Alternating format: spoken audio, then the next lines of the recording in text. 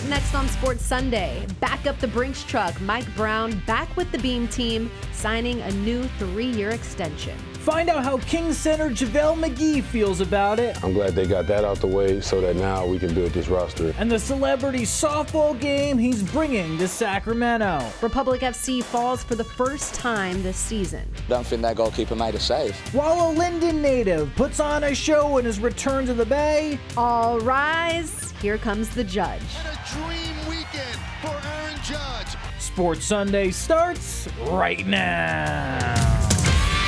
It's time for the Elk Grove Plumbing and Drain CBS 13 Sports Sunday.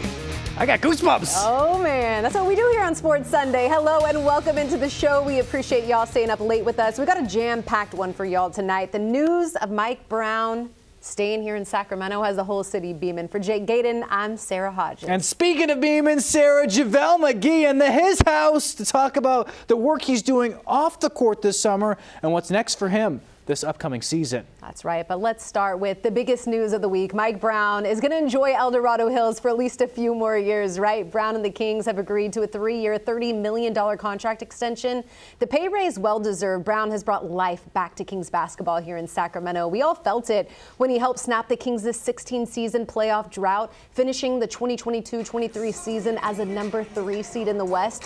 In his 2 regular seasons at the helm here in Sac, he's posted a 94-70 record. This extension makes him the first Kings head coach since Rick Adelman to earn a contract extension since the team relocated to the capital city. With that out of the way, the front office can now focus on a roster that will get them deeper into the postseason. 3-time NBA champ JaVale McGee in the house. Thanks for taking the time. You could be anywhere, but you're here with us. We appreciate you. Absolutely, absolutely. I appreciate it. You've been doing a lot of off-the-court stuff these days, including bringing fresh water to those in need. Tell us a little bit more of why you're here today with Jug Life and who it benefits. I have a foundation called Jug Life Water, and you can go to juglifewater.com and check that out. It's a Jug Life Foundation. We build water wells in Uganda, and we also go around the world, and we teach kids. We have programs of teaching kids the importance of drinking water and living a healthy and active lifestyle. So it's an amazing thing to be doing, and actually on June 15th, we'll be having a celebrity softball game at the Sutter Health field, where the new A's, where the A's are playing. Are they called the Sacramento A's now, or I don't know? Not yet. Not Okay. yet. Hopefully that will be soon. We're going to have a lot of the guys come out, a lot of the players from SAC come out, and a lot of my celebrity friends, so it should be a good time here in SAC. Speaking of the celebrity softball event that you put on to benefit Jug Life, in the past you've hosted at Chase Field. You've had guys like Chris Paul, Larry Fitzgerald, Mikal Bridges, just to name a few. What is it going to look like this year? What can we expect? You definitely can expect some Bay Area faces. Yeah. Whenever I do it, I do it in the area. I like to bring those people out that the people know. So definitely some people in the Bay Area. There's some celebrities in the Bay Area that you guys are going to know. Can you give it? Yeah, can you drop us any? No, I'm gonna leave it a little inconspicuous. Okay, I got you. When did you start with Jug Life? How did this all come to be? I read something about you being in Flint, Michigan, and wanting to benefit the community there as well. I've always done things in Flint, in my home city, and they had the water crisis. I believe it was 2013-14. I was playing for Denver, and I was drinking a gallon of water a day just because I had read up on how healthy it is to drink a lot of water, and especially as an athlete. And I started writing on the jugs, Jug Life, #Jug Life, and then people started doing the same and posting on Instagram and tagging it, and I was like, okay, this could actually be a thing. Then my business partner, Kez Reed, he was like, let's make this a thing, and he had connections out in Uganda of villages that needed water wells and water and resources, and we just put our heads together and we came up with Jug Life. Such a big deal. Where does this come from, you giving back? Because this isn't the only thing that you do, not even during the off season, but during the season. Just where does it come from? Were you raised like this? My mother definitely instilled giving back into my genes, and I just make sure that I've always been able to give back in whatever city I'm in or whatever team I'm playing for. I do turkey drives, Christmas giveaways. So when I had the opportunity to actually do a foundation, it was heaven sent. It was meant to be. Don, if you can, let's bring up right there. Yeah, exactly. That is what's happening on the 15th. Take us through the day. What can fans, if they decided to attend this, can expect out of the celebrity soccer? You get to see a whole bunch of celebrities, obviously. Hopefully, we have a home run derby, and then we have the game, and you guys get to actually see a lot of non-baseball players play a different sport. So I don't know if anybody's ever seen like soccer players throw a football. So it could be funny, or you can be like, okay, that guy's athletic all around. So it's a lot of energy, but anything is family fun. It's going to be a lot of fun, and every time we do it, it's a great turnout, and the cities that we do it in are always great times. So what about you, though? Are you hitting dingers? Oh yeah, definitely. You got an eye? I'm home. I'm straight home running. It's hitting the wall. Between you and Kevin Herter, who's also expected at 10 to be a team captain, who's going to hit it farther? I don't think Kevin's going to be hitting anything, but he'll definitely be a team captain and be there supporting. In the past, who surprised you the most out of guys that you brought out? Matt Barnes. Really? Yeah, he was straight homers when he played. I think it was when I did it in Oakland. Yeah. Real dual sport athlete. Yeah. Love it. No, we couldn't stop here and ask you without asking you basketball-related questions. Absolutely. You said at the end of the season, you still have gas left in the tank. You still want to play. Absolutely. What is your off-season looking like right now? What are your prospects possibly for this next season? Oh man, I'm feeling amazing. I'll be going into my 17th season, and I mean, I know everybody says this, but I haven't felt better.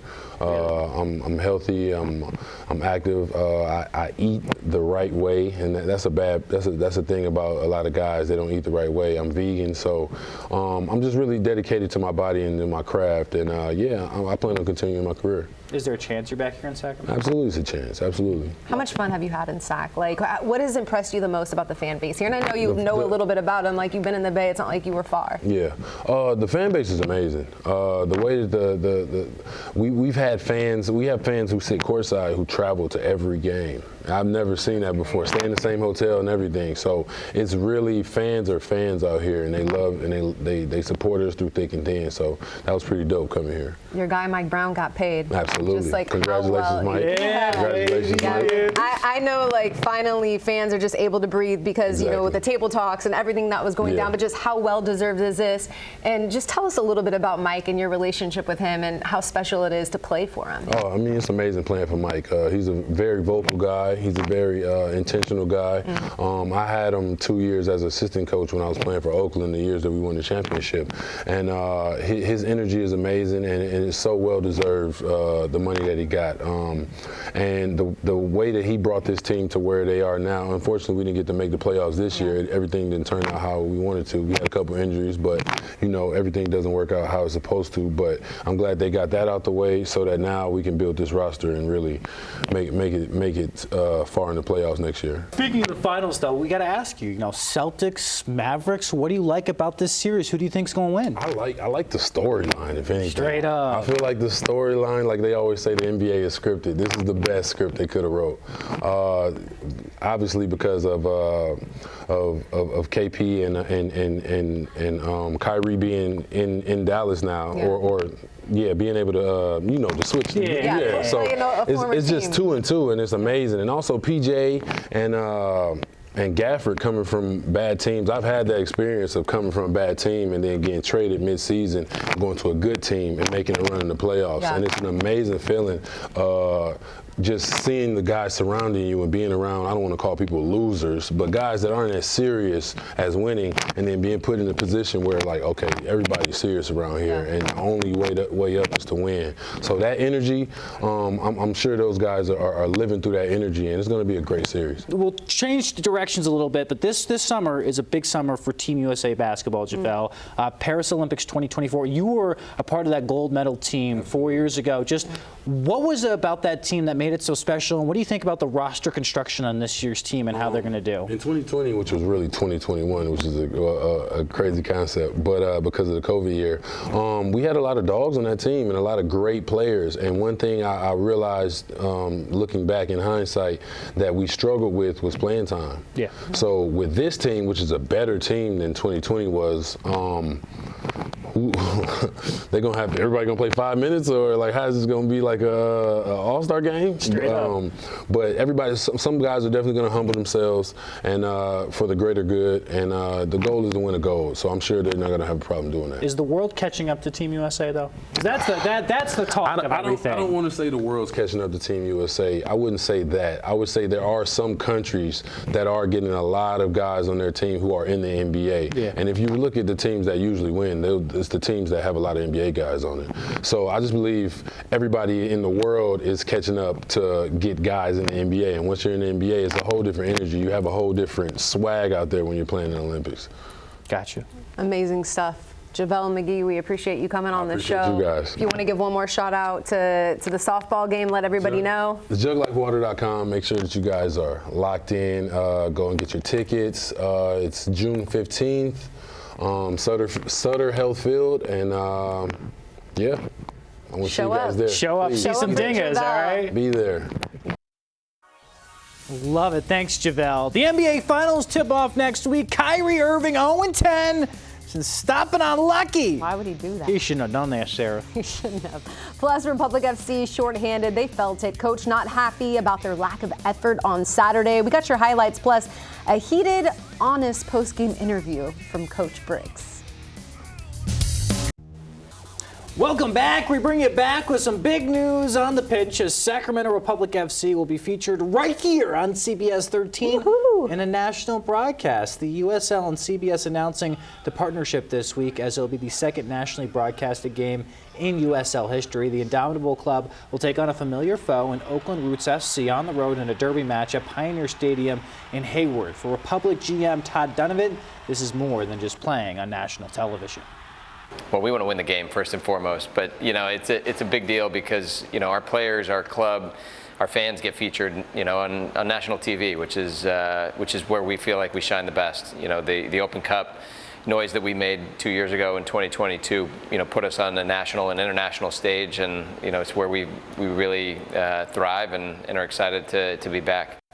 Good to note that Republic has dominated this series against them all this year with the Oakland Roots. This game was also originally scheduled to be played on Saturday, July 20th at 7 p.m. It will now be pushed to Sunday, July 21st with the 1 p.m. kickoff. Republic FC also announcing this week that their U.S. Open Cup game with the Seattle Sounders has officially been set for Tuesday, July 9th at Heart Health Park with kickoff time a little later, Sarah. A little later, 8 p.m. I just love this because they got their way, and that's what they deserve. All right, Republic FC looking to stay undefeated as they welcome in the Tampa Bay Rowdies last night. Sacramento losing a couple of key players to injury, so this team needing to really dig deep in order to collect 3. Republic's defense, they continue to impress.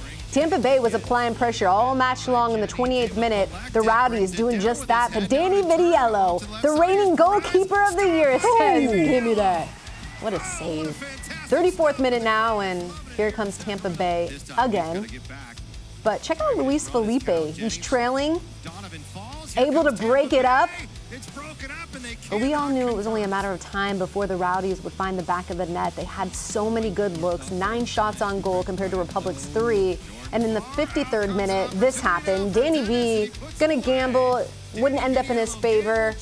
What a game for Danny, though. 8 saves on the night, just massive. But even that wasn't enough. You got to score, right? Republic's offense wasn't in true form as they take their first loss of the season. Final 1-0. Coach not happy. Look, we're going to lose games. It's going to happen. It's inevitable. It's professional sports. To lose a game like that, though, where a lack of effort, a lack of intensity, a lack of quality, I don't think we had a shot at goal. I don't think their goalkeeper made a save. That's two games in succession now where we haven't had efforts at goal. Birmingham, we had an excuse because of the San Jose game, but tonight there's no excuse. They've had a good week of training. They're rested, and they can't run. And they can't run. He really said that. He just put them on Front Street. Republic FC will look to get back to their winning ways next week as they hit the road to take on their seaside foes in Monterey Bay. Match Saturday with a 7 p.m. kick. Mark Briggs, tell us how it is. Game 1 of the NBA Finals, though, Sarah, is tipping off on Thursday. Wait. Yeah, both the Celtics and the Mavericks dominated in the conference finals. Boston comes in as a number 1 seed. Mavs the 4th. The Celtics took both games against Dallas this season. Kyrie Irving, you saw the video just a second ago, 0-10 against the Celtics since stomping on Lucky. Good. Why? Good. Will his luck change? No.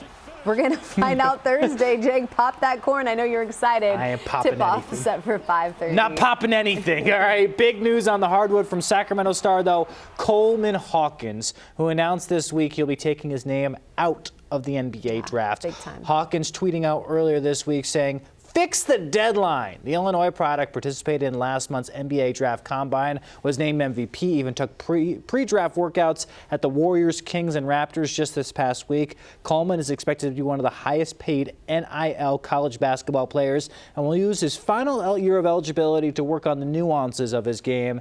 As for where he will play, well, it won't be for the Fighting Illini. At least that's what he said during last month's NBA combine.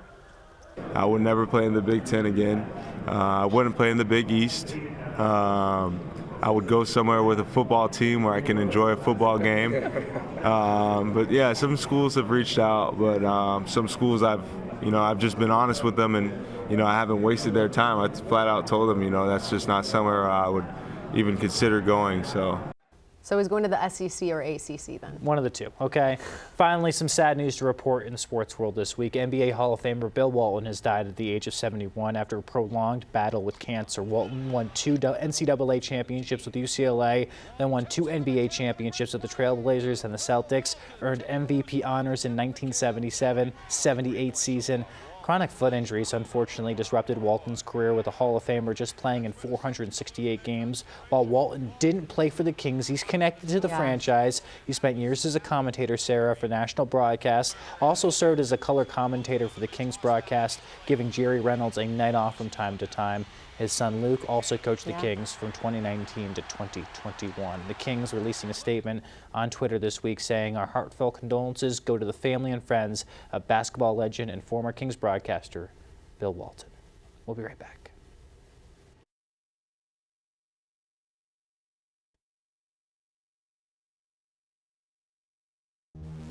Welcome back. It was a New York takeover in the Bay this weekend as the Yankees looking for the sweep of the Giants this afternoon at Oracle Park. Aaron Judge looking to make it 3 straight days with a home run, but no bombs from Mr. Bronx Bomber himself. Instead, it was Juan Soto sending this over to the wall at Triples Alley. Gone! Gives New York the early 1-0 lead. Then in the 4th, Giants retake the lead and adding to it. Casey Schmidt, if it's fair, it's gone. See ya. His second of the day gives San Francisco the 3-1 lead. After the Yankees tied the game at 3, the Giants keep punching back. Elio Ramos with 2 on. Singles as the Giants retake the lead, but in the 9th, it all came apart after an Anthony Volpe triple to make it a 1-score game. The Yankees say, one more time. Soto with his second shuffle of the day to give New York the lead. Bring out the brooms. Yankees sweep the Giants 7-5.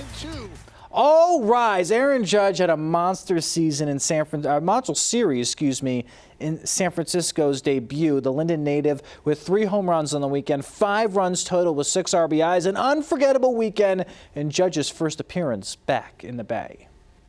Yeah, I think it was rounding the bases. I kind of looked out to left field and being out in those bleachers a couple times and just brought back some memories. But it's a special place. Grew up a Giants fan. Love coming to games out here. So pretty cool being on the opposite side, being on the field now. Meanwhile, A is looking for the series over the Braves, down 1-0 at the top of the 7th. Zach goes yard off Dylan Lee. So nice. We gotta see it. What? We got to see it twice. Nice. Okay. We got all of that and more. We're all knotted up at 1. Let's move to the bottom of the 7th now. Sean Murphy pops one up. Not sure what happened here. Maybe some miscommunication, but ball drops. It's fair. And then Duvall, he's going to come on home. That would be the go-ahead run. The Braves going to add another for insurance. Oakland drops the series 3-1.